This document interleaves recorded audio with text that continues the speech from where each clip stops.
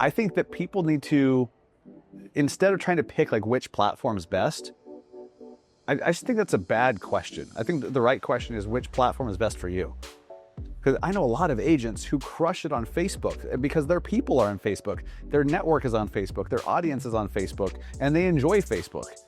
I don't, so I do less of it. Yeah. You know, most content creators that are good at what they do, they're not coming up with all these ideas all on their own. Like, I watch other people's stuff and I take inspiration from others. Like, I'm copying ideas from other people, not just in our industry, but in fitness or in politics or whatever. Like, there's that quote, good artists create, great artists steal. Exactly. Like, you could literally record one video, let's say it takes you 10 minutes to do a video, to do a quick little like green screen and then post it, and it's 10 minutes, right? Well, it could reach 10 people, it could reach 100, it could reach 10,000, it could reach 10 freaking million people, and it took you 10 minutes. So that's what I mean by the highest leverage activity. Today we're talking to Dustin Brohm. He's the founder of the Massive Agent Podcast, which is the top 3 podcasts in our industry. He's a social media influencer, a trainer, and he's here with us at Real Broker. Dustin, how you doing today, man? Great, man. Thanks for having me. Yeah, absolutely, man. Just living the dream, man. Yeah.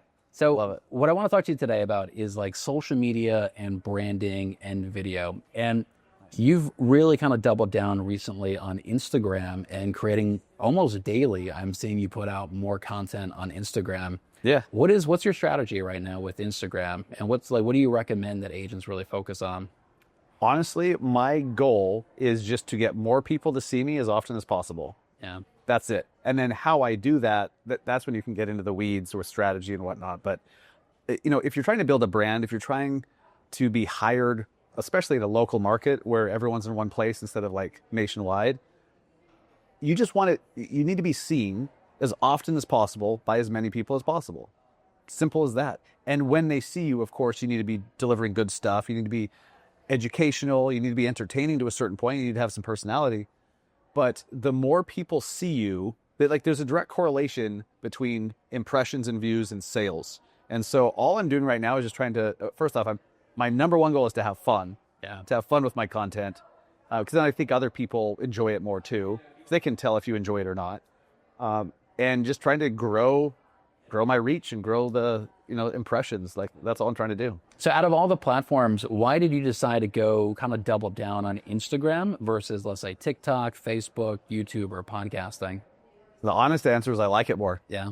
Seriously. Yeah. And I post the same stuff on TikTok. I just don't enjoy TikTok as much. My audience isn't as big there, but I also just don't enjoy it as much. Instagram is where I have the most fun, where I have the most friends and connections. And so Instagram is definitely my main focus. But what's nice about doing content for social when it's, short form vertical video is you freaking post it everywhere. Yeah. Like, every single platform supports it and it makes it easier. So instead of trying to be like a Gary Vee and posting something new on each platform all the time, it's insane. I'm basically a full-time content creator. Me too. And I can't do that.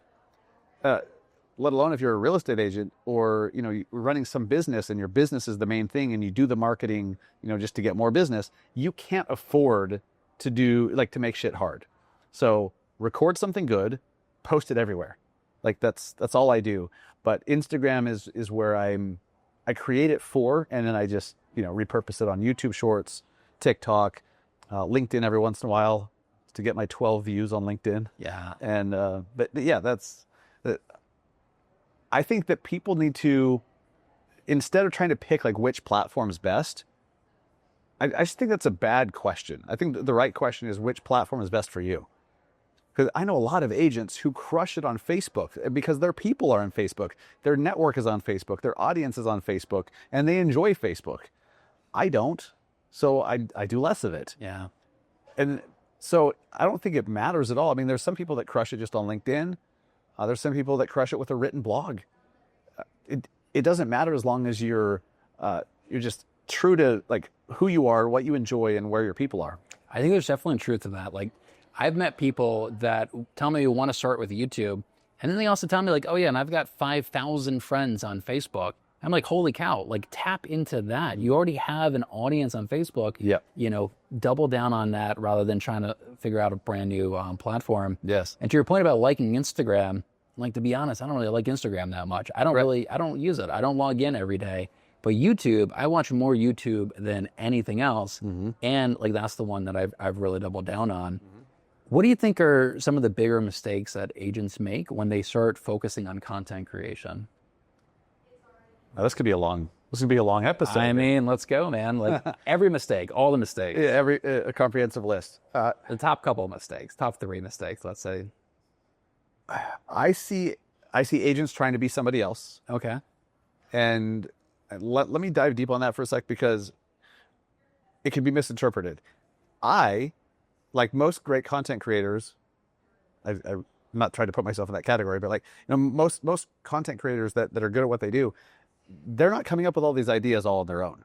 Like, I watch other people's stuff and I take inspiration from others. Like, I'm copying ideas from other people, not just in our industry, but in fitness or in politics or whatever. Like, there's like, quote, good artists create, great artists steal. Exactly. Yeah. And it's not like I'm ripping stuff off word for word verbatim. I mean, sometimes, but that's all anybody does. So I take little bits and pieces from other content creators. Like, oh, I like the format of that video that Bob posted, but I'm going to do it in this way for my audience. Or I like that fitness influencer that did this with that one sound, with that one camera angle, so I'm going to do that, for my audience. And that's all I do. So I see agents who are trying to be somebody else. So take inspiration from others, but it has to be authentic to you. Yeah. If you're not funny, like, if you don't have a good personality, but then you're trying to do a funny skit that somebody else did just because it's a trending, just because it's a trend, it's not going to do well, because you're going to look like a fish out of water. So that's what I'm saying. Like, take inspiration from as many other content creators as possible, but you have to make it your own and put your own spin on it.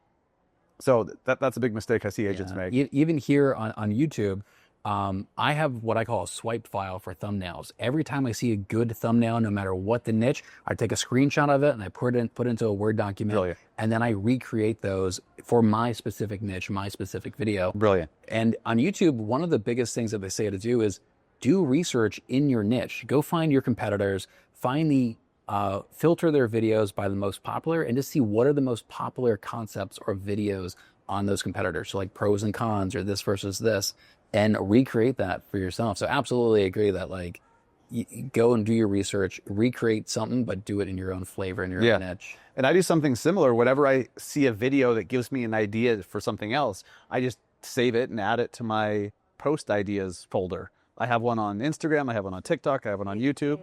And so then whenever I'm like, okay, it's time to do some content, and maybe if I, like, we all have those times where we're not feeling very creative and, our mind is blank, I just go refer to the post ideas folder and, like, oh yeah, there's that, right? There's that. And that helps out a ton.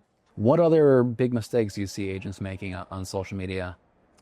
I mean, another one, not posting enough. I know that there's some people that aren't going to like this, but content is one of the highest leverage activities you could do. Yeah, it's one-to-many communication. One to many, many, many, many. Yeah. The potential for it anyways, right? So, like, you could literally record one video. Let's say it takes you 10 minutes to do a video, to do a quick little, like, green screen and then post it, and it's 10 minutes, right? Well, it could reach 10 people. It could reach 100. It could reach 10,000. It could reach 10 freaking million people. And it took you 10 minutes. So that's what I mean by the highest leverage activity. And I also see agents that are like, I've been doing this for months and it's not really working. Because you just haven't done it long enough. Yeah. The more you post, it's another practice swing. It's another rep. And, like, I've been doing content for way too many years. I've been, I've done 400 something podcast episodes or close to it, thousands and thousands of videos. Those are all reps. Those are all practice. And every time you do it, you get better. You can, you get a little bit better at your communication. You can be more concise. You can have a little bit more passion and energy in your content. So not posting enough, I think, is a problem. I see agents that are like, it's not really working, and then they post twice a week. Yeah. What I tell people is, like, your first 10 YouTube videos, they're going to be terrible.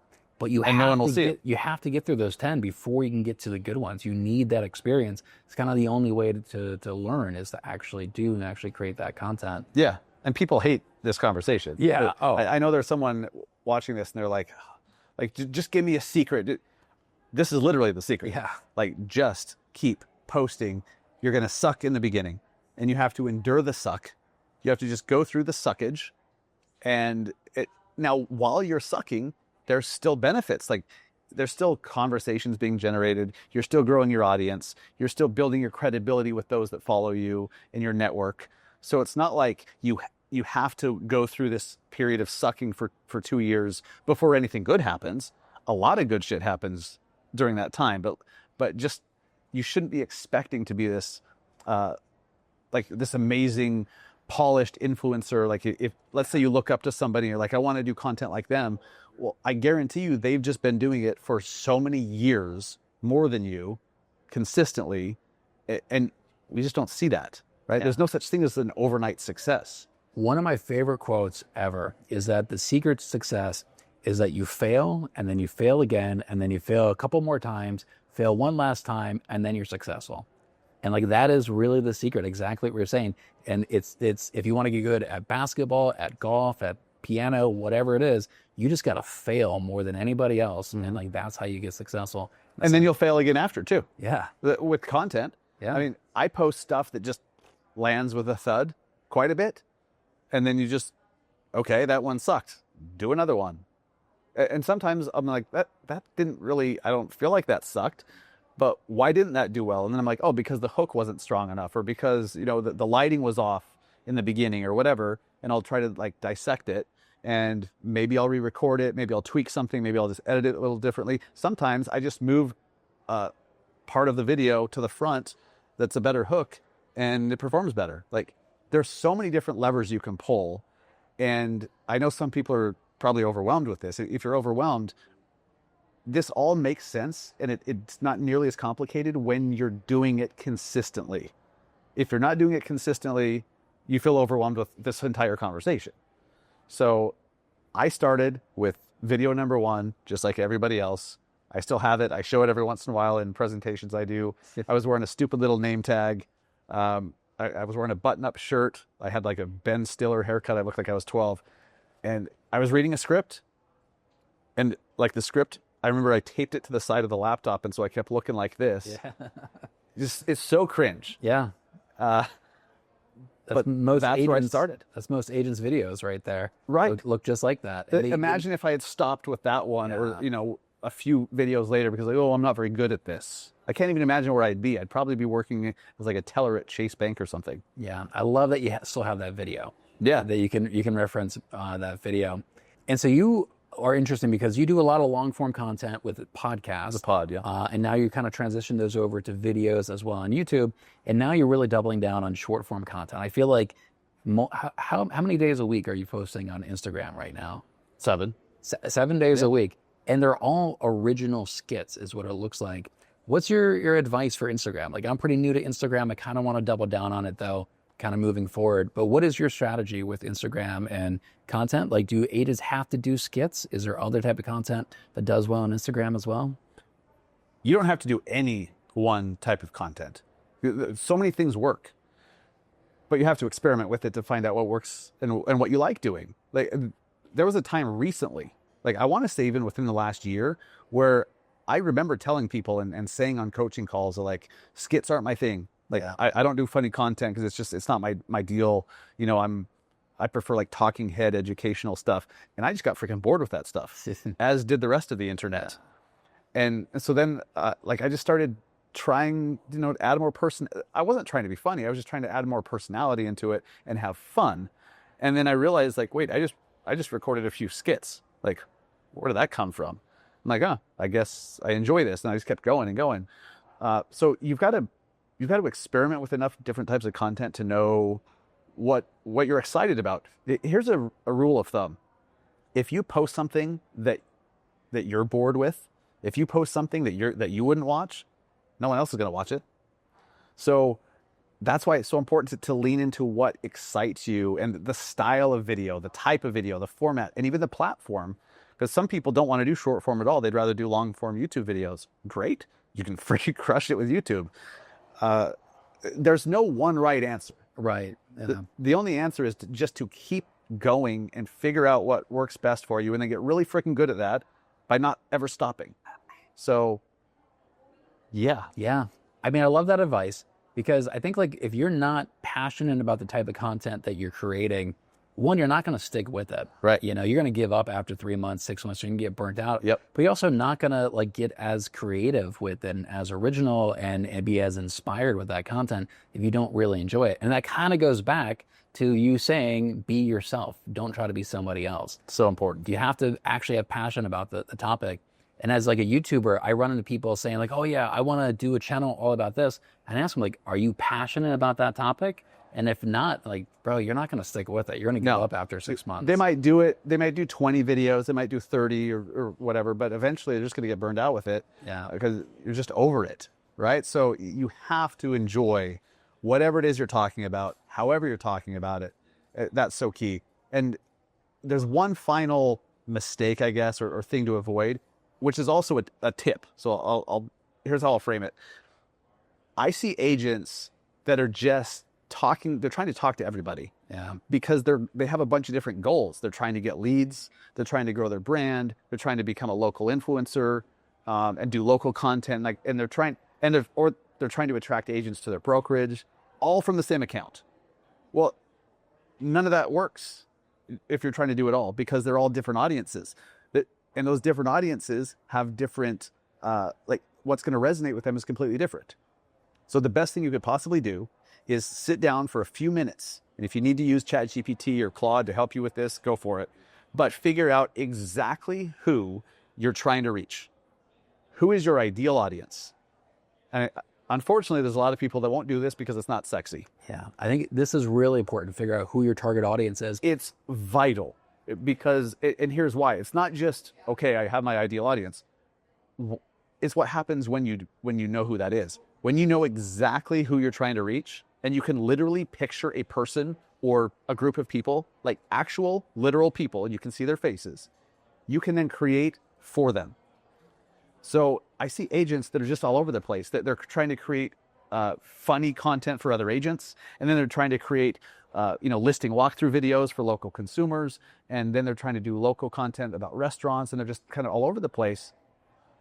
Who are you trying to reach? Yeah. And every single time you do content, picture that person or that group and just create for them. What do those people need? What entertains them? What do they like? What do they not know that they need to know? What are the misconceptions those people have? What are the roadblocks they have to achieving what it is they want to do? And if you know exactly who somebody is, you can create for them every single time, and then all your content is spot on, and then magically you'll attract the right people. Yeah, I think that's vital. I think that's step one on any of these platforms. Yes. Who's your target audience, and like what's the value that you want to provide to them? And I see people on YouTube make that mistake all the time. They'll make videos talking about how to give a killer listing presentation. On the same channel, they're talking about how to buy a house. On the same channel, they're talking about super hyper local home tours or something like that. And then Minecraft videos. Yeah. It's their old Minecraft channel that started, when they're 13. It's like, man, it's just too many audiences on one channel. You need one audience. Yes. Hormozy has this 1-1-1 rule. We have one audience, one business until you make $1 million a year. Ooh, I love that. I love that too. That's really helped me focus my own business. So you had a pretty big brand. You had the Massive Agent podcast, which was very successful, and you had a pretty big reputation in this industry. And you made the decision to move your business and your brand from EXP over to Real Broker. Can you talk about that decision? Because that must have been very scary for you at first, and a big financial hit at first. Yeah. In order to do something like that. Yeah. So I moved to Real a year and a half ago. So it was February, March of 2025. What year are we? We're in 2025 now. So of 24. So I was at EXP for 6 years, and for most of that time, I was Team EXP. Couldn't imagine being anywhere else. Super excited. And in hindsight, it was because that's all I really knew, right? And it was good. I've learned that, what's that quote? That good is the enemy of great? Yeah. I now have lived what that, I know what that means. So I started to become unhappy with certain things, with the direction of the company, with leadership issues, with cultural and legal issues that had to do with our reputation as well. So also for perspective, the majority of my business is partnering with agents and helping them grow their businesses. I'm not personally running a sales team. I'm not personally out there doing listing presentations and selling homes myself. I'm helping other agents build theirs. So I started to notice that my agent organization was getting bigger slowly, but my revenue share check kept going down. And that didn't make sense to me, right? Like, I'm doing what I'm supposed to do. I'm bringing more great agents, and they're bringing great agents. The organization's getting bigger, but my check's going down. What the hell? And I didn't know what to do about it, right? It's just like, what's happening here? And I didn't think that there was a solution to it. And then, one of my business partners, we had a conversation at the beginning of last year, and he's like, look, you probably won't believe this, but you'd probably be making twice as much money at Real with fewer agents. And I was like, bullshit. The conversation pissed me off. Only because I knew what it meant. Yeah, you didn't want to hear that. And I knew he was right. Yeah. What it also meant was this other company called Real that I had written off as just like the cheaper, knockoff version, and never given it the time of day. I'm like, I'm going to have to look at that thing with an open mind, aren't I? I'm going to have to find out why I'm losing great people to Real and why I'd be making more money at Real. Like, why is that? Yes, that's great to make more money there, but why? And the only way to do that is if agents are happy and if agents are coming and if agents are more productive. That's where the money comes from. So my check going down while my organization was getting bigger was the catalyst to look. And once I started to look with an open mind and wanting to understand, I started to see it. And I was like, oh shit, like that's better, that's better, that's better, that's better. And pretty soon, literally every single thing that mattered was dramatically better at Real. And the only thing left was purely selfish. It was, okay, if I go to Real, which would obviously be better for my agents, I have to leave 340 agents behind. I have to start at zero. I have to give up my income, which is not easy. So I try to decide if I should give out actual numbers or not. I've talked about this on my podcast before, but my biggest revenue share month at EXP was about two and a half years prior to when I left, when my team was about half the size, and it just kept going down from there. Wow. Yeah. Wow. So 2.5 years, your revenue share went down every year. Yeah. Even though your agent count was going up. Yeah. Wow. Yeah. So as you could understand, like, someone's messing with your money, you start looking for, well, okay, how do I fix this? Like, are there options? And I looked at Real and I'm like, okay, that's better. Like that's legit. So the only thing left was I've got to start over. Yeah. And are agents going to forgive me if I do this? Because most of them probably wouldn't even come with. And I knew that. So I went to my wife, talked to my wife, and told her what was going on and what my thoughts were and what I was afraid of. And she's like, what do you think the right thing to do is? And I'm like, got to go to Real, but here's what that means. And she's like, if it's the right thing, we got to do it. Yeah. And I'm like, that means we're going to take a pay cut for a while. And she's like, I'm in it if you are. And it's just incredible to have a partner like that. But I was able to get past that selfish, like, financial thing. And what I've learned since is I was right about all of it, but dramatically underestimated how much better it was. The agents that came with from EXP, which is not many of them actually, they're all, I don't want to say all, most of them are wildly more productive than they were. They're selling more, they're making more, they're having more fun, they have more friends here, they believe in the company, like they're just having fun in real estate again, finally. And it's been really cool to see if revenue share is important to you, the company you're attracting to is the most important thing. Yeah. if you're trying to attract to a less than awesome company, it's going to be very, very difficult, which I felt and lived and experienced. Yeah, it's going to affect your agent retention as well. You may get them in the door, but like, how long are they going to stay if the company's not that great? And at my other company, I'd have to bring in 2 just to keep 1. Like, Yeah. I look back at my numbers, and I was losing about 55% of my agents.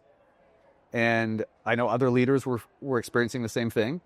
55%. 55% attrition. Wow. Yeah. And then here at Real, like, I think we have like 7% attrition, something like that, which is wild. Like, agents come to Real and they don't leave. Yeah. So it's been a blessing, not just in my life, but the agents that trusted me enough to come with, that I feel responsible for. I had a conversation actually with my sponsor just earlier here at this event, with some changes that we just made at Real. She just realized that she's going to be able to have the option of stepping out of production and earn all of her revenue share. Yeah. And she didn't realize it until 10 minutes ago. Wow. She went and hugged Tamir. Yeah, that's some of the new changes that we're making. It was quite a moment. Yeah. But it, like, when you do what you know is right and you put your butt in the right position, in the right seat, incredible things can happen. All right, man. Well, Dustin, I really appreciate your time, man. I love that you're here at Real. I love that I get to build this business with you. Yes. And I'm excited for what we can build Real into the next couple of years. I appreciate you, man. I mean, your content honestly helped me a lot in my research as I was trying to find out, is this a better thing? Yeah. I leaned on your content a lot. All right. Appreciate it, man. Yeah.